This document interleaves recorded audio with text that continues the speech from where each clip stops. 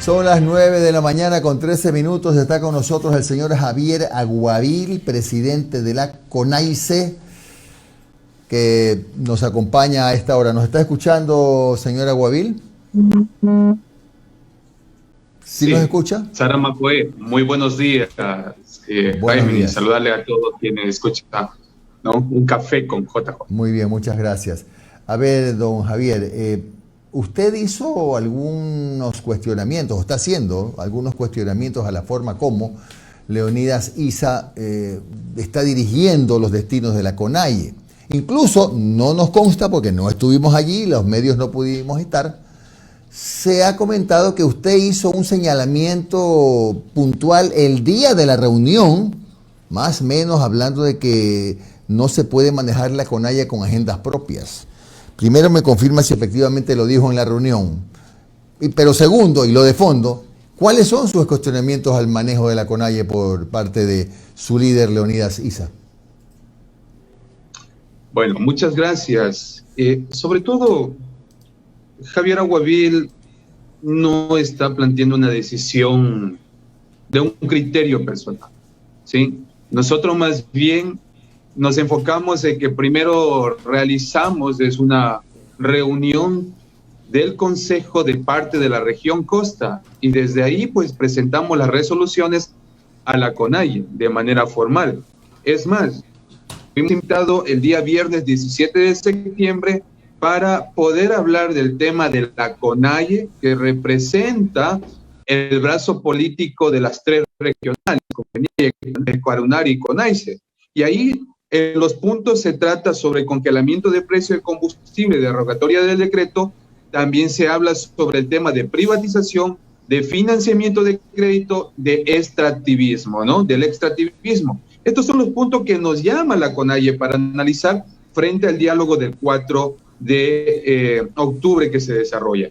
Pero frente a esto, yo creo que hay que tener en claro una situación de la CONAIE, que tiene un proyecto político nacional, que habla de las nacionalidades y pueblos, pero también hay que tener claro que también se marca en el tema de los planes de buen vivir en el territorio, que constituye desde la Constitución de la República de los derechos, ¿no? De los derechos, sobre todo de las nacionalidades y pueblos, que no se enmarca solamente en el tema de educación, ni tampoco salud intercultural, sino que se enmarca en las diferentes necesidades en el territorio bajo la dinámica de cómo se mueve en sus territorios. Entonces, frente a esto, ¿sí? Hay un problema nacional.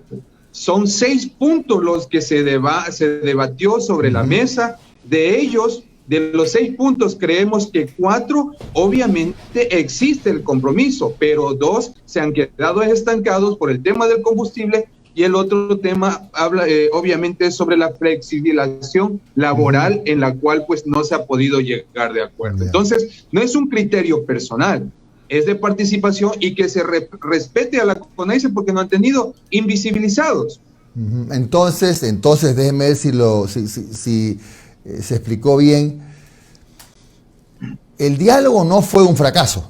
Es decir, sí hubo, usted sí notó intenciones de acercamiento, de buena voluntad, un poco más se acerca a lo que anunció la ministra de Gobierno o a lo que anunció el presidente Lasso, que sí hay la apertura a llegar a buen puerto en las conversaciones con la CONAIE. Eso es lo que usted advierte, lo que usted presume o que usted vio. Más que ver lo que nosotros resumimos en el Consejo Ampliado de la CONAIE con la participación de los presidentes, porque en un inicio querían instaurar una mesa de diálogo con todos los sectores, con todos, ¿no es cierto? Arroceros, transportistas, con todos los sectores. Y desde la CONAIE lo que hubo es la observación que tiene que ser como CONAIE, ¿sí? Como CONAIE el diálogo, y las propuestas tienen que encaminarse como CONAIE, pero también reflejado la situación nacional que nos afecta a todo el país. Entonces, frente a ello, a los puntos que se tratan, 4, obviamente ¿no?, que se los pone como luz verde en esta situación es en el tema de los indultos, de la cual debemos llevar a la mesa la lista. El otro tema es sobre el crédito del 1%. Nosotros decimos, así sea al 2, al 3 o al 4%, es un beneficio para las nacionalidades y pueblos y en el país, porque ahora en la banca privada está a 25%. Y los otros dos puntos, y los otros 2 puntos en los que ustedes encuentran que sí hubo respuesta positiva, ¿cuáles son? Usted me lo de 4, faltan 2. Sí, usted parece que también tenemos problemas de internet, pero y dentro de ello el otro punto habla, ¿no?, como la CONAIE lo expresa, sobre los derechos colectivos de educación y salud, pero se ha planteado es el plan de vida, como le reitero, ¿no?, vialidad, infraestructura, sociocultural, vivienda, etcétera, etcétera, ¿no?, que contempla los planes del buen vivir. Sí, ahí ya estamos sobre los 3. Y el otro, sobre todo, es sobre la consulta previa, las afectaciones, ¿no?, mineras, petroleras que hay en el territorio. Y aquí nosotros, ¿no?, expresamos nuestro respaldo a los compañeros de la Confenia y de la Amazonía, que muchas de las veces es regado el crudo y no es tratado en tema ambiental. En Santo Domingo de los Áchilas, imagínense que tenemos los ríos contaminados también, entonces ambiental también va por ello. Ya, señora Guabil, entonces de lo que le entiendo, lo que dijo el señor Issa no corresponde a lo que se concluyó en la reunión con el presidente de la República, de lo que usted está diciendo. Es decir, una cosa es lo que dijo Leonidas Issa y otra cosa es lo que pasó. Es decir, Leonidas Issa tiene agenda propia, eso. No lo estoy afirmando, se lo estoy preguntando. Se afirma es una agenda como CONAIE, pero también que se respete como regional, y ahí es donde nosotros como CONAICE pues reclamamos también, ¿no?, que también en esta mesa de diálogo era claro, porque íbamos a los puntos concretos y dentro de ello, no íbamos a salir satisfechos al 100%, porque habíamos también debatido de que habrá algunos puntos álgidos que hay que poner sobre la mesa, y el tema de combustible, ¿cuál va a ser nuestro pronunciamiento? ¿Sí? Va a ser un cierre tácito que si es que de pronto no baja, no congela en el tema del combustible, ¿qué vamos a hacer? Entonces, ahí existe la capacidad y la propuesta de nosotros de presentarle, que también dentro de las personas que se generan del tema del combustible, que llegue. Un ejemplo, la nacionalidad chachi, la nacionalidad épera, para trasladarse de una comunidad, de un sector a sus comunidades, de la cercana a la más lejana, gastan de entre 15 a 150 dólares diarios. Una lancha. ¿Cómo podemos subsidiar, no sé, buscar un mecanismo para los compañeros? Pero no solo ellos, y los agricultores de que utilizamos la moto guadaña, porque hay una realidad diferente en la costa, ¿sí?, que utiliza el combustible para beneficiar. Entonces, ¿cómo podemos hacer llegar sobre la mesa la nómina, la representación como organización para poder buscar esta alternativa? En el tema de producción, buscar tablas. Un ejemplo, aquí de Santo Domingo, el racimo de verde está a $2, hasta $2.50 lo cancelan, pero vamos a Quito, vamos a Guayaquil, a Esmeraldas o a la Tacunga, el precio está sobre los 8 y 10 dólares. Ese intermediario que también tiene el derecho también de trabajar, no, pero pongamos una tabla de cuál es el precio del costo desde la comunidad, desde el campo, del que requiere hasta el centro de la ciudad. O sea, vayamos planteando eso sobre la mesa, de los insumos agrícolas, de aquellos de los que se pueden beneficiar, porque aquí vemos que también hay personas que tienen sus recursos económicos y tienen las posibilidades, pero hay personas de bajo y escasos recursos que no tienen esa posibilidad de llegar. Señora Guabil, ¿cómo está? Omar Jaén le saluda. Muchas gracias por su tiempo. Buen día. Muy buenos días. Entonces, usted no está de acuerdo con la propuesta de la dirigencia máxima de la CONAIE de que se congelen los precios de los combustibles. He venido teniendo diálogos presidente tras presidente y hemos visto, y muchas de las veces nos hemos sentido utilizados. ¿A dónde quiero llegar? La observación a quién está al frente como presidente de la República, ¿no? En este diálogo hemos llegado nuevamente. Este es mi tercer diálogo que llegamos en la representación. Las observaciones hacia la CONAIE. Nosotros, ¿sí?, tenemos un proyecto político y los planes de buen vivir en el territorio. Tiene que ir cambiando, no solo sobre el mismo discurso del tema de los planteamientos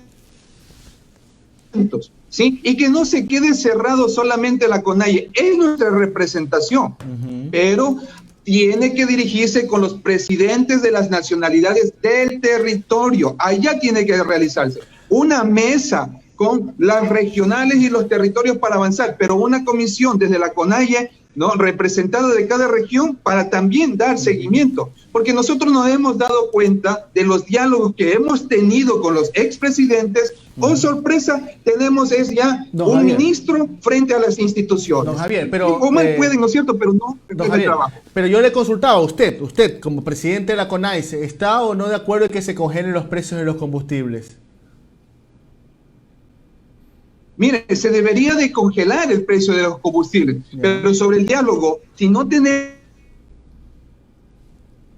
algo alternativo, ¿no es cierto? Pero también propongamos de nuestra parte cómo ayudar a las personas que necesitan. Si hay personas que tienen vehículos de alta gama, ¿no es cierto?, que generan, ¿no?, que ellos a veces lo utilizan para paseos, ¿no? Obviamente a ellos deberían cobrar porque tienen el recurso económico, pero los que no tienen, ¿cómo lo podemos realizar? Pero dentro de ello la observación es que no se quede encerrado solamente la CONAIE, sino que sus representantes vean la alternativa y dentro de ello vean, porque a nosotros nos reclama. ¿Qué pasa con los pedidos? ¿Por qué no se generan en el territorio? Los presidentes de las comunidades se molestan con sus representantes que no están haciendo nada, y eso debe de darse en el territorio. Don Javier, ustedes con sus bases han podido revisar la propuesta de ley de creando oportunidades del gobierno, en donde hay una reforma tributaria, pero en donde también hay una sección de las reformas laborales, que no solamente la dirigencia de la CONAIE, sino otros sectores populares, sindicatos, maestros, sectores sociales,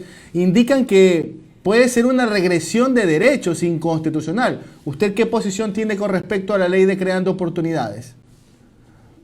Mire, por ello digo, cada representación, asociación, representante del Ejecutivo, del Legislativo, tiene su participación, ¿sí? Y frente a eso, nosotros, sobre todo en el tema laboral, hemos visto que ahí prácticamente afecta a todos, ¿no? Y en el artículo 70 llama la atención, pero también afecta a las personas de las nacionalidades que están laborando. Claro. Ahora, frente a esto, nosotros hemos manifestado que dentro también de la ley, al momento de reformarse, la Asamblea Nacional tiene un gran papel. Tenemos una representante de las nacionalidades. Si los GAS municipales y provinciales, tienen el derecho de atender a los grupos minoritarios, ¿no es cierto?, estos nacionalidades y pueblos con el 10% del recurso general, ¿no?, de cada una de ellas, y tienen un plan de desarrollo territorial, que es hecho ley. ¿Por qué no se lo puede realizar a los planes de vida, que se haga una reforma al COTA y que a la vez tenga presupuesto para ejecutar en el territorio? Son observaciones que nosotros realizamos desde las regionales también y que tienen que cambiar la dinámica, porque no solamente vamos a llegar y vamos a proponer. Porque nosotros antes teníamos el CODEMPE, el FODEPI, eso fue enmarcado en la lucha y fue conseguido que se enmarcara en la Constitución de la República, pero nos quitaron el CODEMPE, nos cerraron. Ahí recibían 15, 20 millones de dólares, pero ¿qué pasó con el tiempo? Lo utilizaron como una plataforma política. La inversión solamente la dijeron a un sector, y solo un sector, ¿no?, quien estuvieron manejando, nada más que ellos se beneficiaron, no abrieron el abanico. Y ese es el llamado que también hacemos a la Secretaría de Nacionalidades y Pueblos, que nos dan una luz para poder coordinar con programas, planes y proyectos en el territorio, a la cual puedan coordinar y se beneficien los presidentes de cada una de las nacionalidades. Don Javier, entonces, a ver, si es que estas situaciones no se solucionan, no hay un acercamiento quizás con la máxima dirigencia de la CONAIE, ¿usted no descarta reunirse unilateralmente, a sentarse a conversar con delegados del gobierno? Porque, por ejemplo, si la llama usted a Alexandra Vela o el secretario de los pueblos, el señor Pachala, usted va, así sea por su parte. Mire, ahí hay que dejar en claro una situación. No es Javier Aguavil que va a dialogar. Nosotros antes, ¿sí?, de llegar a una reunión de consejo, tuvimos una asamblea, sobre todo una reunión del consejo ampliado, ¿sí?, con sus presidentes de la regional de la costa. Y acá se tomó la resolución de ir al diálogo. Esa fue una de las resoluciones. Tenemos la convocatoria frente a esto y sobre todo también ir con una postura de una agenda regional que sea insertada desde la CONAIE también a nivel nacional. ¿Esto qué quiere decir? ¿Sí? Que debemos de plantear, sobre todo, ¿no?, en la mesa de las necesidades y las soluciones que nosotros como Regional Costa lo haríamos. Una, como nacionalidades y pueblos, pero también existe la preocupación a los compañeros indígenas migrantes que están organizados en el sector de la costa, que también nos están solicitando que quieren ser representados y presentar sus propuestas de la realidad que viven las provincias que han salido de su territorio. Cómo poder también trabajar con ellos, los migrantes de los cantones de las provincias e incluso los migrantes que han salido fuera del país. Hay que trabajar con todos y para todos. Okay. Muy bien, muchas gracias a don Javier Aguavil, presidente de la CONAICE, que nos ha dado un tiempo esta mañana en un café con JJ. Buen día, don Javier. Gracias, don Javier.